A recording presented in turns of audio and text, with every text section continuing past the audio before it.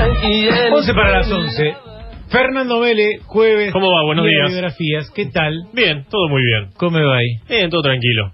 Bueno. Vamos a hablar de Mauro Viale hoy. Mauro Viale, No. biografía. No es el caso. No toca boxeadores hoy. No toca boxeadores. Vamos a hablar de una mujer, la segunda que tocamos en estos espacios, nacida en Londres el 11 de octubre de 1885.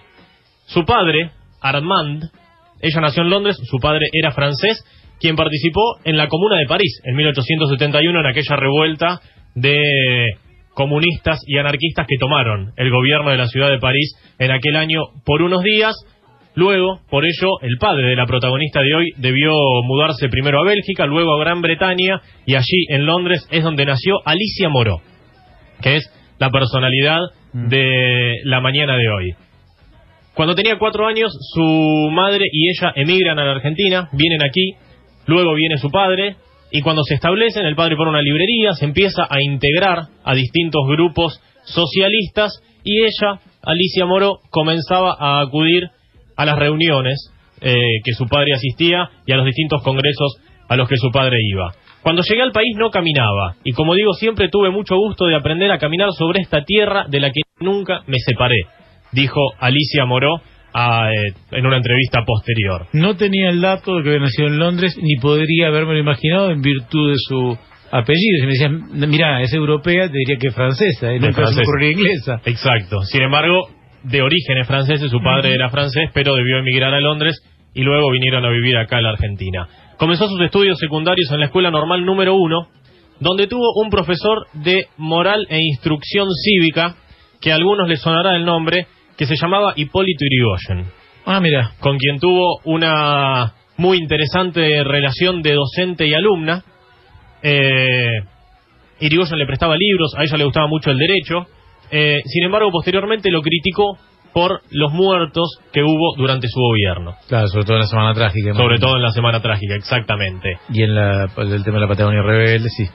Comenzó a acercarse un poco al socialismo que militaba su padre. Fue al Congreso Internacional de Libre Pensamiento, que se realizó en Buenos Aires, donde conoció a una española, Belén de Zárraga. Belén de Zárraga era una republicana española que le sugirió que en Argentina debían formar un movimiento en favor de los derechos políticos de la mujer.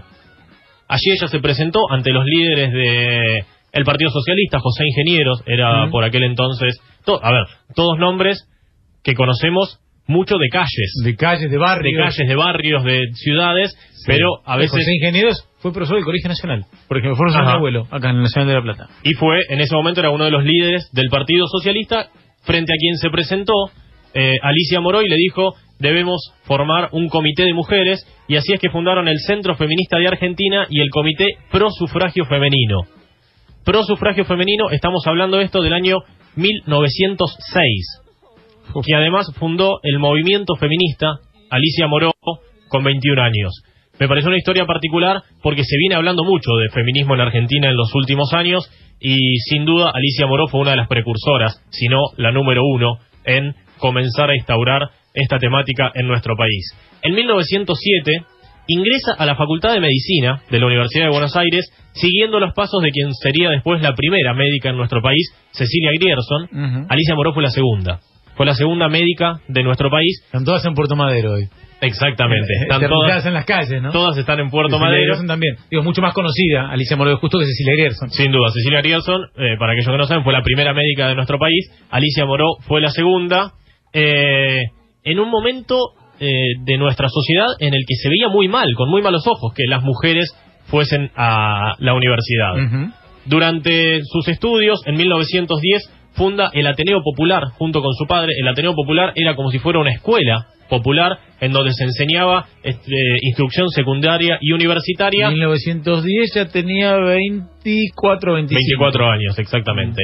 Se convirtió el Ateneo Popular en uno de los centros de enseñanza popular más activos de la ciudad de Buenos Aires, y además se hizo cargo de la revista socialista internacional titulada Humanidad Nueva. Se empezó a meter en política, cosa rara para las mujeres en esa época. Empezó los estudios universitarios, cosa más rara todavía para las mujeres en ese entonces. Estamos hablando de que 1910, me dijiste. 1910. no solamente la mujer no votaba, sino que todavía no existía la ley Sáenz-Peña, había sufragio universal y obligatorio. Ni siquiera. Así que imaginemos la rareza de esta mujer en este momento. Participó ese mismo año, en 1910, del primer Congreso Femenino Internacional, haciendo hincapié que el pensamiento femenino tuviera la misma representación que la de los hombres. Algo revolucionario para la época, por supuesto, hoy absolutamente aceptado. En 1914 obtuvo el diploma con honores en la carrera de medicina, como decíamos, convirtiéndose en la segunda médica del país y en una de las primeras en Latinoamérica en especializarse en enfermedades de la mujer. Ajá. Empezó a hacer la carrera de ginecología y además fue profesora de nuestra universidad, de la materia de fisiología en la Universidad Nacional de La Plata en la carrera de medicina, y además puso un consultorio ginecológico en la ciudad de Buenos Aires, donde atendía de forma gratuita a mujeres de bajos recursos y a prostitutas. Bien. Profesión contra la que luchó muchísimo también para que se regularice, cosa que, como sabemos, porque al día de hoy no lo es, no pudo lograrlo. Cuando se inició la Primera Guerra Mundial en 1914, a través de la historia de Alicia Moró, podemos contar la historia del siglo XX, porque lo vivió todo. Y ahora vamos a contar hasta qué edad vivió. En 1914 se inició la Primera Guerra Mundial y comenzó un movimiento pacifista, ella porque estaba absolutamente en contra de la guerra. Sin embargo, en 1917, cuando triunfa la Revolución Rusa, dice, sin la guerra esto no hubiese sido posible. Entonces, hay un poco de posiciones encontradas.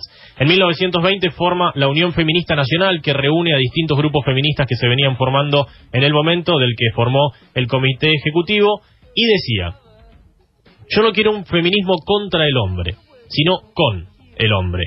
Cosas que a veces... sí, podrían ir tomando nota, que van como 100 años atrasadas hoy. Sí, exactamente. Dijiste 1917 más 1920. 1920 fue cuando... Iba 100 años arriba, Alicia.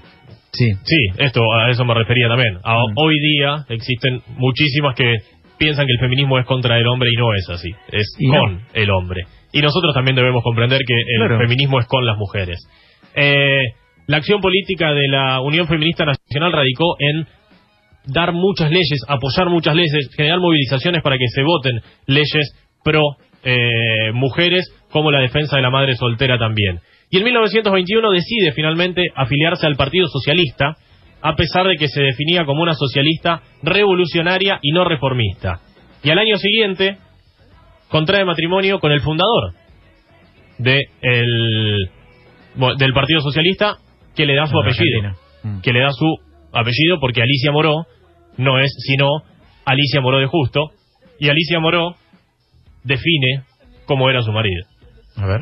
A él lo conocí siguiendo de cerca el movimiento del Partido Socialista, asistiendo a las conferencias, asistiendo a la realización de congresos, en sus costumbres personales sumamente sencillo y poco amigo de lo que fuera deslumbrante.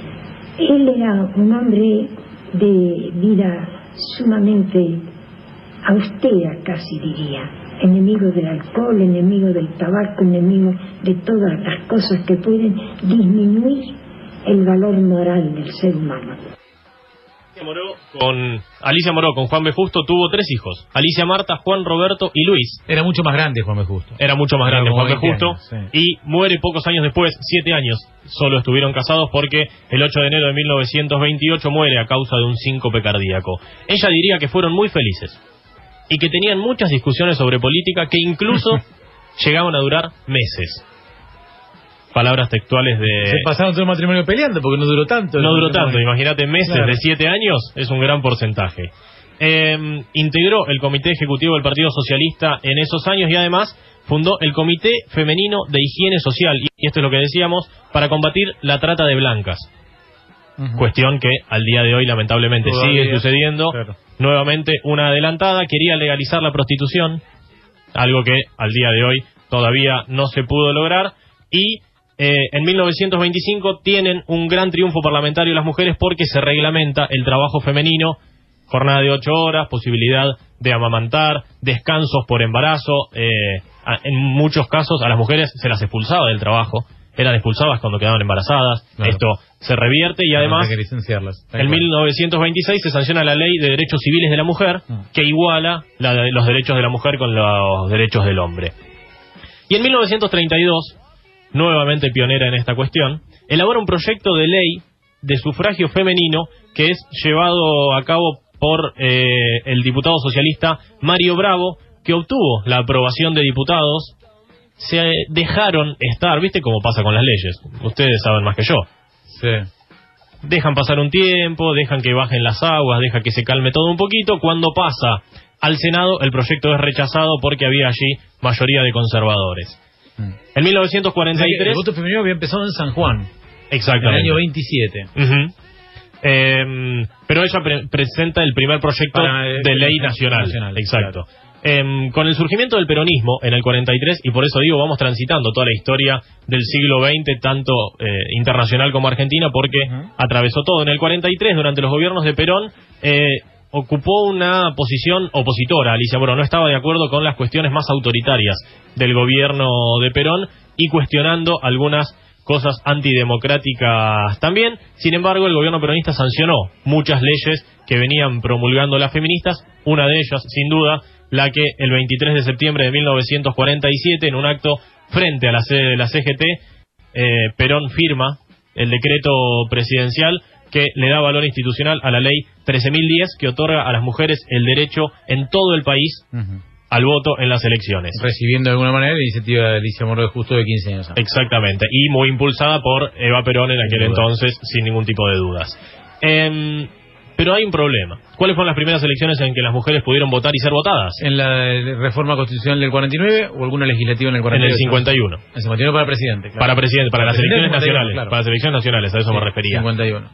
Alicia Moro de Justo es elegida junto a otras mujeres para integrar la lista de candidatos a diputados nacionales socialistas, pero es detenida por el gobierno de Juan Domingo Perón, por el desacato, por ese tipo de cuestiones, junto a otros compañeros de su partido. La liberan antes de las elecciones y una señora que luchó tanto por el derecho a voto femenino no pudo ir a votar.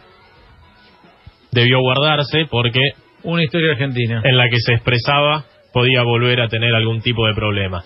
Durante el golpe militar del año 55, encabezado por Aramburu, el Partido Socialista se divide en dos grupos, aquellos que apoyan al gobierno militar y aquellos que no. Ella queda entre los que no, acercándose un poco al peronismo, solo porque lo consideraba democrático, no así al gobierno militar. Al grupo de Alfredo Palacios. Exactamente, al grupo de Alfredo Palacios, que después va a terminar comandando ella en el año 1956, el PSA, así se llamaba el Partido Socialista Argentino.